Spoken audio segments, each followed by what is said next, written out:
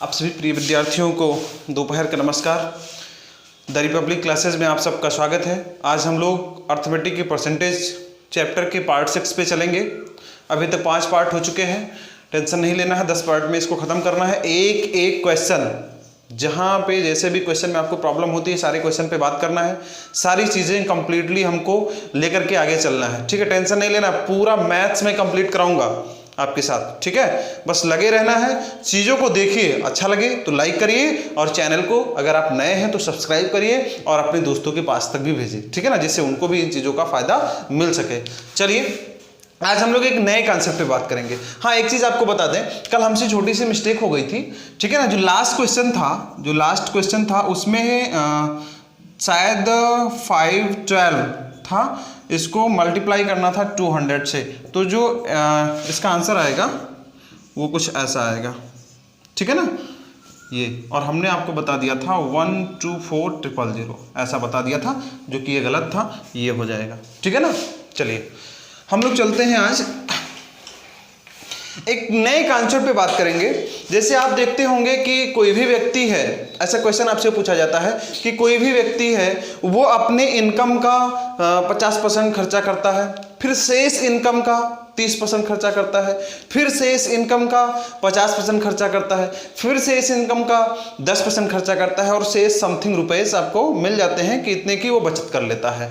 तो उसने कितना रुपया कमाया या कितना रुपये उसने किसी मत को पकड़ लेगा खर्चे पे कि उस पर कितना रुपया खर्चा किया, तो आपको बताना होता है। और एक ये होता है कि मोहन अपनी आय का 20% बैंक में जमा कर देता है, तथा 20% अपने बच्चों की शिक्षा पे खर्चा कर देता है, और 30% दवा में खर्चा कर देता है, 10% कमरे का किराया देता है, शेष की बचत कर लेता है। ठीक है, देखिए क्वेश्चन यहाँ पे 2 तरीके से बनता है।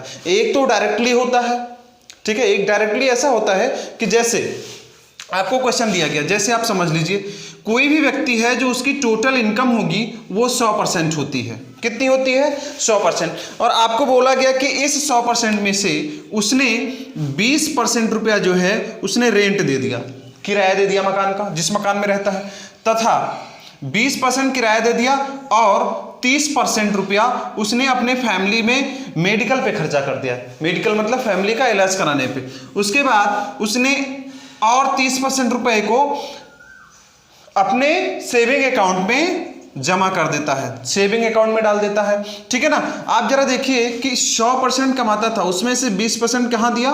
रेंट दिया, 30% उसने क्या किया? मेडिकल पे खर्चा किया, और 30% सेविंग अकाउंट में डाल दिया। आप जरा देखिए 20, 30, 50 और 30, 80। अब 100% में से 80% खर्चा कर चुका, तो बचा कितना होगा? इस 20% को वो बचा लेता है। अब 20% बराबर उसने बता दिया कि इतना खर्चा करता है, उसके बाद वो 4000 रुपये की बचत कर लेता है, तो बराबर 4000 हो गया। तो 1% बराबर कितना हो जाएगा? ये हो जाएगा 200। ठीक है ना, कितना हो जाएगा? 1% बराबर आपका हो जाएगा 200। 1% बराबर 200। तो पूछा जाए कि वो मेडिकल पे कितना खर्चा करता है? 30%। तो 30% बराबर कितना हो जाएगा? 30 गुणे 200, मतलब 6000 रुपये वो मेडिकल पे खर्चा करता है। पूछा जाए उसकी पूरी इनकम कितनी है? 100%। 1% बराबर 200, तो 100% बराबर कितना हो जाएगा? 200 गुणे 100, मतलब पूरी इनकम उसकी हो जाएगी 20,000 रुपये कमाता है। ऐसा क्वेश्चन पूछा जाता है। ये तो डायरेक्ट क्वेश्चन हुआ जब आपके इस क्वेश्चन में शेष का कॉन्सेप्ट नहीं चल रहा है। ठीक है ना, शेष का कॉन्सेप्ट नहीं चल रहा है, ये चीज हमने आपको बताया। अब उसके बाद आपके इसमें क्वेश्चन आता है शेष का कॉन्सेप्ट। कंप्यूटर जी डस्टर देंगे जरा, ठीक है ना। अब क्वेश्चन में आपके शेष का कॉन्सेप्ट आ जाता है। देखिए शेष का कॉन्सेप्ट क्या होता है, इसी पे बेस्ड चुनाव के भी क्वेश्चंस होते हैं। कोई भी व्यक्ति होता है अपने आप पे 100% कमाता है, ठीक है ना, या 100% वोट डाले जाते हैं। जो चुनाव के क्वेश्चन होते हैं वो भी इसी पे होते हैं। अब आप जरा देखिए, आपको बोला गया कि मोहन अपनी संपूर्ण आय का 33.3% रुपया रेंट पे खर्चा करता है, तथा शेष आय का, ठीक है ना, शेष आय का सेकंड मत जो दिया गया, शेष आय का 20% रुपया वो मेडिकल पे खर्चा करता है, मेडिसिन से लाता है। फिर थर्ड में फिर शेष आय का, ठीक है ना, पूरा जितना कमाता है उसमें 33 से 1/3% किराया दे दिया, फिर शेष में से 20% मेडिकल पे दे दिया, फिर शेष में जो शेष आय बची जो शेष बोल दिया जाता है, शेष के बाद जो आय बचती है उसको 100% मान लिया जाता है, उसको 100% मान लिया जाता है। अब जो शेष बचा उस शेष में से बोला गया कि 30% रुपया वो सेविंग अकाउंट में जमा कर देता है तथा शेष की बचत कर लेता है। बोल दिया गया कि शेष की बचत कर लेता है। तो आप जरा सोचिए, ऐसी परिस्थिति में इसको बोलते हैं 1/3 और इसको बोलते हैं 1/5 और इसको बोलते हैं 3/10, 3/10 बोलेंगे। अब आपको अगर ऐसा कुछ बोला जाता है, शेष का कंसेप्ट आता है, ठीक है ना, इस पे बेस्ड क्वेश्चंस आपके बनते हैं, चुनाव के भी बनते हैं, उनको भी समझाऊंगा। तो जो आपको संपूर्ण धन मानना होता है, उसकी आय माननी होती है इन सभी दिए गए मानों के हर का मल्टीप्लाई या एलसीएम, आप ले लेते हैं। आप जरा देखिए, 15 और 10 का एलसीएम कितना आएगा? 30।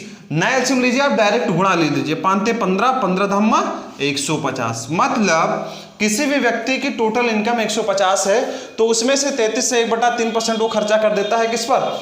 मेडिसिन पर, ठीक है, वो सॉरी रेंट पर। तो 33 से 1/3 मतलब 1/3 रुपया, मतलब 50 रुपया उसने रेंट दे दिया 150 में से। फिर शेष 150 में से 50 रेंट दे दिया, बचा कितना? यही तो 100 शेष हुआ। इस 100 में से 20% मतलब 1/5 रुपया वो क्या करता है? मेडिसिन पे खर्चा करता है, मतलब 20 रुपया मेडिसिन पे खर्चा कर दिया। अब जब 100 में से 20 ये भी निकल गया तो बचा कितना? क्योंकि फिर शेष का बोला, शेष का 30% सेविंग अकाउंट में डालता है, तो 20 निकल गया, 80 बचा। अब 80 का 30% मतलब 3/10, तो 0 से 0 कैंसिल, 8 त्रिक 24, ये 24 रुपया उसने सेविंग अकाउंट में डाल दिया। तो 80 में से जब 24 सेविंग अकाउंट में डाल देगा तो आप जरा सोचिए बचेगा कितना? 56। अब इस 56 रुपीज की बचत करता है, ये शेष उसकी बचत होगी। अब इसके बराबर उसने बोल दिया, कुछ भी बोल दिया, जैसे मान लो 560 रुपये बोल दिया, तो 1 बराबर आपका 10 आया, तो 1 बराबर 10 आया तो टोटल इनकम उसकी कितनी थी? 150 × 10 बराबर 1500 रुपये उसकी टोटल इनकम थी। अगर पूछा जाता कि उसने मेडिसिन पे कितना खर्चा किया, तो मेडिसिन पे उसने 20 रुपया खर्चा किया, 20 × 10 बराबर 200 आ जाता। ठीक है ना कंप्यूटर जी, ये चीजें आ रही हैं क्या स्क्रीन पे? ठीक है, ऐसे आप क्वेश्चन को कर सकते हैं, इस कॉन्सेप्ट को देखिएगा। अब ये चीज आपकी अभी क्लियर हो जाएंगी जब इसी पे बेस में आपको क्वेश्चन कराऊंगा। अब क्वेश्चन आपसे चुनाव का क्या पूछा जाता है, इसी में समझा देता हूं। इसी चीज पे चुनाव में बोला जाएगा कि 33 से डाले गए कुल मतों का 33 से 1/3% मत अवैध घोषित हो जाता है। ठीक है ना, शेष मतों का या वैध मतों का, शेष मत बोला जाए या वैध मत बोला जाए, क्योंकि कुल मतों में से अवैध निकल गया तो शेष ही तो बचा ना, या उसको वैध बोल दीजिए। वैध मतों का 20% मत जो है वो पाता है विजेता, वो विजेता पाता है, सॉरी हारने वाला पाता है, और शेष सभी मतों प्राप्त होते हैं विजेता को। तब बोला जाएगा विजेता इतने मतों से जीत जाता है। तो संपूर्ण डाले गए मतों की संख्या ज्ञात करें या वैध मतों की संख्या ज्ञात करें, आप आसानी से बता सकते हैं, कोई दिक्कत नहीं होगी। चलिए कंप्यूटर जी, रिक्वेस्ट करेंगे कि अगले क्वेश्चन पे हम लोग चलें, ठीक है ना। चलिए बच्चों, हम लोग ये क्वेश्चन लेते हैं, इस क्वेश्चन को हल करते हैं, बड़ा रिलैक्स माइंड होके। बहुत इजी क्वेश्चन है, बढ़िया क्वेश्चन है। कंप्यूटर जी, ये जो बच्चों लिखा हुआ आ रहा है क्या? चलिए बहुत सही है, बहुत बढ़िया है। कंप्यूटर जी भी आपके लिए काफ़ी मेहनत कर रहे हैं, हम भी कर रहे हैं। और क्वेश्चन पे चलते हैं, पढ़ते हैं, पहले हम आपको सुनाते हैं, उसके बाद आप इसको करने की कोशिश करिए। अबिता अपनी आय का 40% रुपया बच्चों की शिक्षा पर तथा 20% रुपया मकान किराया पर एवं 10% रुपया दवा पर खर्च करती है। सॉरी, ये करता हो गया, इसको कर लीजिए करती है, ठीक है ना। एवं 6000 रुपये की बचत भी करती है। ठीक, तो बच्चों पर किया गया कुल खर्च ज्ञात करें। क्वेश्चन पूछा गया तो बच्चों पर किया गया कुल खर्च ज्ञात करें। ऑप्शंस आपके दिए गए हैं, आप आसानी से आंसर कर सकते हैं। ठीक है, अब आप जरा देखिए, ये डायरेक्ट क्वेश्चन है जो हमने पहले कॉन्सेप्ट आपको सिखाया था कि जहां पे आपको कोई भी शेष का कॉन्सेप्ट नहीं है, डायरेक्ट क्वेश्चन दिया गया कि यदि अबिता की टोटल इनकम 100% होगी, ठीक है ना, 100% होगी, 100% में से उसने क्या किया है, उसने सबसे पहला मत खर्चा किया किस पे? बच्चों की शिक्षा पे खर्चा किया। ठीक है ना, शिक्षा पे खर्चा किया, कितना परसेंट? 40% खर्चा कर दिया। बात क्लियर है। सेकंड मत आइए तो उसने मकान का रेंट दिया, किराया दिया, कितने परसेंट? उसने किराया दिया 20%, 20% किराया दिया उसने। चलिए सही है। तीसरा खर्चा उसका क्या रहा? तीसरा खर्चा उसकी दवा रही है, उन लोगों की दवा कराई अपने घर में, तो दवा पे उसका कितना खर्चा हुआ? दवा पे खर्चा हुआ 10% का। अब आप जरा सोचिए, टोटल 100% कमाता है कोई भी व्यक्ति हो तो 100% अभी भी कमाई होगी। अब उसमें से उसने 40% शिक्षा पे खर्चा कर दिया, 20% मकान का किराया दे दिया, 10% का दवा ले लिया, तो 40 20 60 और 10 70% उसने खर्चा कर लिया। तो उसकी जो बचत मिलेगी डियर, वो आप भी कह सकते हो कि सर 100% कमाती है, 70% ये उसने टोटल खर्चा कर लिया, ये उसका खर्चा हो गया कितना परसेंट? 70%। बात क्लियर है? 70% उसने खर्चा कर लिया तो बचत कितनी हो जाएगी उसकी? बचत हो जाएगी 30%। 100 में से 70 खर्चा निकल जाएगा, बचत हो जाएगी 30%। और उसने बचत कितना किया बताया गया, यूं 6,000 रुपये की बचत भी करती है तो 30% बराबर 6,000 रुपये। इसीलिए 1% बराबर 6,000 बटे 30 काटेंगे आएगा 200। 1% बराबर आपका आ गया 200। 1% का मान यदि 200 है तो पूछा गया है कि बच्चों पर किया गया कुल खर्च ज्ञात करें। तो बच्चों की शिक्षा पर किया गया, बच्चों के शिक्षा पर, यहां लिख लीजिए शिक्षा पर, बच्चों की शिक्षा पर किया गया कुल खर्च ज्ञात करें। तो बच्चों की शिक्षा पर कितना खर्चा किया गया? 40%। तो 40% उसने खर्च किया, 1% बराबर 200, तो 40% बराबर कितना हो जाएगा? 200 गुणे 40, ये 0 जाएगा, 2000 हो जाएगा, 2000 को 4 से गुणा करोगे 8,000 रुपये बन जाएगा टोटल उसका खर्चा। बहुत इजी क्वेश्चन था, बढ़िया क्वेश्चन था। ऑप्शन नंबर 1 आपका सही आंसर हो जाएगा, ठीक है ना। इसके बाद हम लोग चलते हैं शेष के जो कॉन्सेप्ट होते हैं उस पर क्वेश्चन। आप लोगों के लिए होमवर्क मैं बता दूं, केवल डाटा चेंज करके आप क्वेश्चन को लगाने की कोशिश करिएगा, ठीक है ना, बहुत बढ़िया रहेगा। अगले क्वेश्चन पर चलते हैं। चलिए अगला क्वेश्चन हम लोग लेते हैं, ठीक है ना। ये दूसरा क्वेश्चन है आज की क्लास का जिसको हम लोग करेंगे। देखिए क्वेश्चन मैं एक बार पढ़ के आपको बता देता हूँ, उसके बाद आपको क्वेश्चन करना है। क्वेश्चन कह रहा है गीता अपनी आय का 14/2/7% किराया पर एवं शेष आय का, अब शेष आ गया ना, शेष आय का 16/2/3% दवा पर खर्चा करती है एवं शेष आय का 33/1/3% बैंक में जमा कर देती है तथा शेष का 50% दान देती है एवं शेष की बचत करती है। दान देने के बाद जो भी राशि बचती है वो उसकी बचत में जाती है। यदि दान में खर्च की गई राशि 12,000 रुपये है तो कुल बचत ज्ञात करें। ऐसा क्वेश्चन पूछा गया। क्वेश्चन बढ़िया है, बहुत ही प्यारा है, थोड़ा सा टिपिकल हो सकता है, लेकिन कोई भी ऐसा क्वेश्चन नहीं हो सकता है जिसको हम आप लगा ना सकें। बस ये बात और है कि हम हथियार उठाने से पहले ही हार जाते हैं, ठीक है ना। पहले हथियार उठाइए तो विजेता आप ही होंगे, ठीक है। ये मेरा दावा है। आप लोग काफ़ी मेहनती हैं, लॉकडाउन में जंगली ना बने, ठीक है ना, अच्छे से मेहनत करें और आगे बढ़ें। चलिए फ़ोन जरूर करते रहें, बातें करते रहें ना, बात करने से ही आनंद आएगा, चीज़ें आपकी जो है आपके साथ रहेंगी। अब क्या रखना चाहते हैं, क्या छोड़ना चाहते हैं, आपके ऊपर है। क्वेश्चन मैं लेता हूं। अभी कॉन्सेप्ट हमने बताया कि जब कभी भी ऐसा क्वेश्चन हम करते हैं तो जितनी भी चीज़ें दी गई जो कि हमारे शेष के कॉन्सेप्ट में आती हैं, इन सबका फ्रैक्शन मान ले लेंगे। 14 से ही 14:2/7% is equal to 1/7 and 16:2/3% is equal to 1/6 and 33:1/3% is equal to 1/3 and 50% is equal to 1/2, ठीक है। अब देखिए आप ये कह सकते हो कि गीता की टोटल इनकम कितनी होगी, इन सबका गुणा होगा। हमने आपको बताया था कॉन्सेप्ट, जब भी शेष का कॉन्सेप्ट आएगा सबके हर को आपस में गुणा कर लेंगे, जो मान आएगा वो दिए गए व्यक्ति का कुल इनकम मान लेंगे। 7 छक 42 को 3 से 7 छक 42 और 3 दूनी 6, 42 को 6 से गुणा करोगे 252 आपको एग्जैक्ट मिलेगा। इसका सब का गुणा क्या आएगा? 252। अब आप ये कह सकते हो कि हाँ सर, जो हमको टोटल इनकम माननी है गीता के आय की वो हो जाएगी 252 रुपए, ठीक है ना। गीता की जो टोटल इनकम आई हमने निकाल लिया 252 रुपीज। अब इस 252 रुपीज से वो क्या करती है, सबसे पहले 14 से ही 2/7% का मतलब हुआ 1/7 रुपए वो किसको देती है? किराया मकान मालिक को देती है। अब आप जरा सोचिए कि 252 का 1/7 आप निकालोगे, कितना निकालोगे? 1/7 आप निकालोगे, 1/7 निकालोगे, 7 त्रिक 21 बचेगा 4 हो जाएगा 42 और 7 छक 42 ये हो जाएगा 36। और जब इसमें से आप 36 निकाल देंगे 252, क्योंकि इतना 36 रुपया वो किराया दे देगी, जब 36 रुपया आप इसमें से निकाल देंगे तो आपको बचेगा कितना?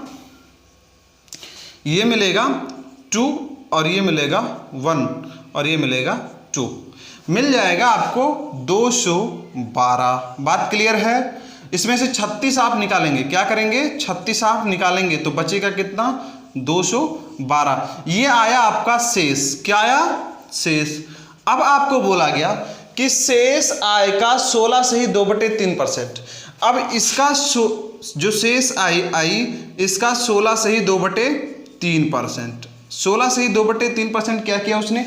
दवा लिया। 16 से ही 2/3% का मतलब कितना होता है? 1/6 होता है। हम आप काफ़ी समझदार हैं, अच्छे बच्चों में आते हैं। ठीक है, अब 6 से काटिए, 6 त्रिक 18, बचेगा कितना? 18 इसमें से निकल जाएगा, बचेगा 3 और 6 त्रिक 18। कहीं कोई मिस्टेक हो रही है क्या? ये 6 त्रिक 18 जाएगा,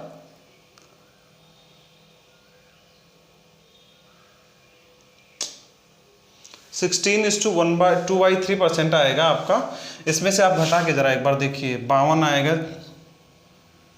252 में से आप 36 घटाएंगे तो ये 12 हो जाएगा। 12 में से 6 जाएगा, ये बचेगा 6 और फिर सॉरी ये आपका हो जाएगा 6। जो हमने घटाया यहाँ पे 2 नहीं होगा, ये होगा 6, तो ये भी हमारा क्या हो जाएगा? 6 हो जाएगा। वही हम कहते हैं कि कहाँ मिस्टेक हुई है, ये 6 हो जाएगा। बात क्लियर है ना? ये आपका जब 6 हो जाएगा तो 6 त्रिक 18 बचेगा 3 और हो जाएगा 36, 6 36। यहाँ पर फिर हमारा आएगा ये 36 रुपया। ये 36 रुपया उसने कहाँ खर्चा किया? उसने खर्चा किया दवा पर। ठीक है ना, 36 दवा पे खर्चा किया। अब इसमें से 36 आप निकाल देंगे, जो इसने ये तो किराया था, ये इसकी दवा हो गई। अब 36 निकल गया, 16 निकालोगे 20, 200 में से 20 निकालोगे 180 बचेगा। ये 180 उसका शेष बचा। ठीक है ना, अब शेष का 33 सही 1/3%। इस शेष का 33 सही, शेष इधर लिखिए, आपको समझाने के लिए क्वेश्चन इतना लेंदी हो रहा है। 33 सही 1/3% मतलब 1/3। आप कह सकते हो 33 सही 1/3% उसने कहाँ दिया? बैंक में जमा कर लिया फ्यूचर के लिए। उसने बैंक में जमा किया तो 1/3, 180 का 1/3 हो जाएगा 60। 60 रुपये उसने बैंक में जमा कर लिया तो इसमें से 60 निकल गया, बचा कितना? 120। बचा कितना? 120। अब इस शेष में से 50% वो क्या करती है? दान दे देती है। इस शेष में से 50% उसने क्या किया? दान दिया। 50% का मतलब 1/2। 1/2, 120 का 1/2 कितना होता है? 60 होता है। 60 रुपया उसने दान दिया तो शेष ये 60 क्या हो जाएगा? उसका बचत हो जाएगा। दान देने के बाद शेष राशि उसकी बचत में आती है, ऐसा बोला गया है क्वेश्चन में। अब ये 60 वो बचत करती है और 60 रुपये वो दान देती है। तो आप ये कह सकते हो कि दान दी गई राशि बचत के बराबर है। दान दी गई राशि बचत के बराबर है। तो यहीं से डायरेक्ट आप बोल सकते थे कि कुल बचत क्या हो गई। यहाँ पे बोला गया कि दान में खर्च की गई राशि कितनी है? 12,000, तो बचत भी कितनी हो जाएगी? 12,000 हो जाएगी। आपका आंसर हो जाता। लेकिन नहीं, अगर आप और आगे जाना चाहते हो तो आंसर इसका निकाल भी सकते हो। 60 रुपये यूनिट उसने दान दिया और दान में 12,000 दिया गया, तो 60 बराबर 12,000। इसीलिए 1 बराबर 12,000 बटे 60 काटोगे 6 दूनी 12, 200 आएगा। 1 बराबर आया 200। तो आपको बताना कितने था? 60 का मान जो बचत है, तो बचत बराबर हमारा था 60। 60 गुणे 200 बराबर हो जाएगा 12,000। ये आंसर हो जाता। बात क्लियर है? बहुत बढ़िया क्वेश्चन है। इस पे बेस्ड बहुत सारे क्वेश्चन पूछे जाते हैं। आज बच्चों ने मुझसे इस पे बेस्ड क्वेश्चन भी पूछा था। ठीक है ना, तो हमने बता दिया है। ये क्वेश्चन आप लगा लीजिएगा। एक क्वेश्चन मैं आपको और कराता हूँ जो चुनाव पे बेस्ड पूछे जाते हैं। चलिए कंप्यूटर जी अगले क्वेश्चन पे चलते हैं। बच्चों हम लोग चलते हैं ये अगले क्वेश्चन पे। अगला क्वेश्चन हम लोग करने की कोशिश करेंगे। ठीक है ना, चलिए जो पिछले क्वेश्चन हमने कराए हैं उन्हें आप उस पर डाटा रख के करने की कोशिश करिएगा। ठीक है ना, थोड़ा मजाक मस्ती करते रहो। गणित है मस्ती की भाषा, जितनी मस्ती करोगे उतने ज़्यादा समझ आएगी, जितना दिमाग में टेंशन लोगे उतने कम समझ आएगी। एक बार पढ़ के समझाता हूँ आपको। एक चुनाव में 2 उम्मीदवार हैं। चुनाव में 10% मत नहीं डाले गए, मतलब 10% लोग वृद्ध हैं या बाहर हैं कहीं, वो नहीं है तो मत नहीं डाल पाए हैं। और डाले गए मतों का, डाले गए मतलब जो शेष बचे वही तो डाले गए ना, 10% जो नहीं आए तो शेष जो बचे वही डाले गए। डाले गए मतों का 16 से 2%, 16 से 2/3% मत अवैध हो जाता है, अवैध हो गया। तथा विजेता को कुल वैध मतों का, जब टोटल मतों में से अवैध मत निकल जाता है तो वैध बचा मतलब शेष बचा, ठीक है ना। तो शेष का या वैध का 60% मत प्राप्त होता है विजेता को और वो 9000 मतों से जीत जाता है, ठीक। तो क्वेश्चन आपके यहां पे कई क्वेश्चन बन रहे हैं। पहला, कुल मत, मतलब जो वोटर लिस्ट वहां की थी, जो वोटर लिस्ट थी, मतदाताओं की संख्या की जो लिस्ट थी उसमें कुल कितने मत थे, ठीक। दूसरा, विजेता को कितने प्राप्त हुए, क्वेश्चन ऐसे बनता है, विजेता को। और तीसरा, हारने वाले को, जो हारा है उसको कितने मत प्राप्त हुए। और यह भी बन सकता है क्वेश्चन चौथा कि अवैध मत कितने हैं, पांचवा बन जाएगा वैध मत कितने हैं, ठीक है ना। ऐसे क्वेश्चन आपके बनते जाएंगे, आप इन्हें करेंगे। चलिए मैं इस पे 1 बाय 1 सारी चीजें बता देता हूं, टेंशन नहीं लेना है। परसेंटेज के मान को अगर अच्छे से आप समझ गए तो एक बार क्वेश्चन जब आप करेंगे तो उससे सारे डाटा निकल के आ जाते हैं और सारे क्वेश्चन आप कर सकते हैं। चलिए हम चलते हैं, यहां भी वही शेष वाला कॉन्सेप्ट लगेगा। हमने आपको बताया, देखिए 10% मत क्या हो जाते हैं, नहीं डाले जाते हैं। जो शेष बचते हैं, जो डालते हैं, उसमें से 16 से 2/3% मत अवैध हो जाते हैं। जो वैध होते हैं मतलब जो शेष रहते हैं उसमें से 60% मत विजेता को प्राप्त होता है, ठीक है ना। तो तीनों को हम इकट्ठा करेंगे। 10% का मतलब हुआ 1/10, आप लोग समझदार हैं। 16 से 2/3% का मतलब हुआ 1/6, बात क्लियर है। और 60% का मतलब हुआ 3/5, ठीक है ना। ये कहां से आया, इस चीज को देखने के लिए आपको पिछले पार्ट में जाना पड़ेगा, कहां से मिलता है उस चीज को आप समझ जाएंगे। देखिए 10 छक 60 और 6 पंचे 30, मतलब टोटल 300 मत कुल अगर डाले गए, टोटल मतों की संख्या कितनी है वहां पे 300। चुनाव में कुल कितने मत डालने थे 300। आप ये कह सकते हो कि कुल मत बराबर 300 थे वहां पर। कुल मत 300, जो वोटर लिस्ट थी उसमें 300 मत थे, जिसमें से 10% मत नहीं डाले गए। अब आप देखिए यहाँ पे 10% नहीं डाले गए, डाले नहीं गए, ऐसे लिख सकते हो, उल्टा सीधा कुछ भी लिखो, सब समझ सकते हो गणित की भाषा में। 10% का मतलब 1/10, और 1/10 जब 300 का 1/10 आप करोगे तो आपको ये पता है कि 30 आएगा, आएगा नहीं आएगा। 300 को 10 से भाग करोगे 30 आएगा।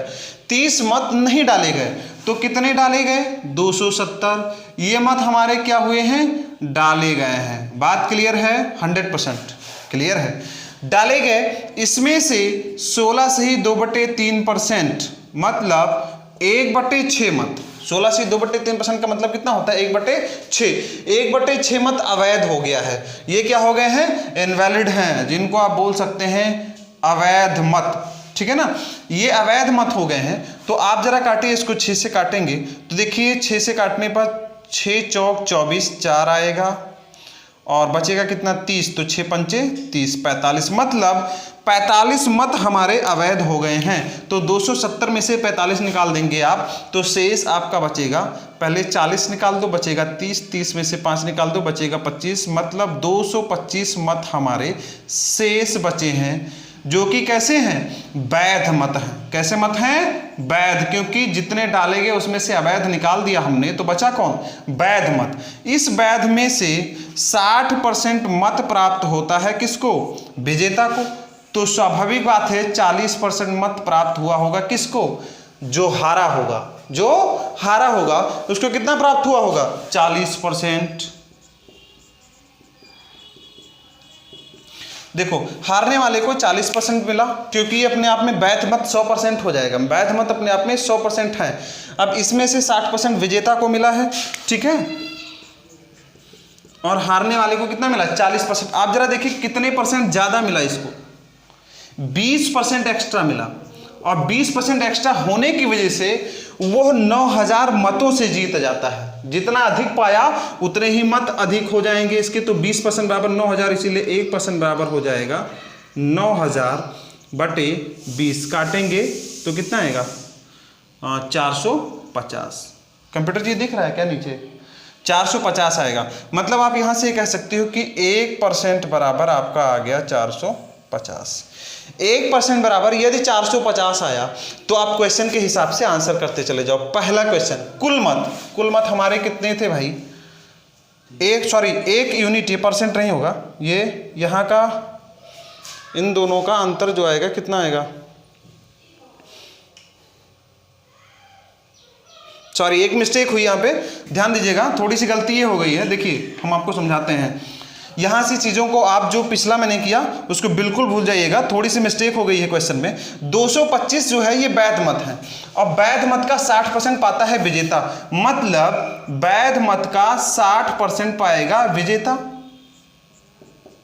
ठीक है ना। तो 225 का 60% मतलब 3/5, 5 से काटोगे कितना आएगा, 5 से काटेंगे तो हो जाएगा कितना 45, ठीक है ना, और 3 से गुणा करेंगे तो ये हो जाएगा 135, मतलब 135 मत इसमें से विजेता पाया है। बात क्लियर है। तो 135, अगर 225 में से 135 विजेता पाया तो जो शेष बचा होगा वो कौन पाया होगा, जो हारने वाला है।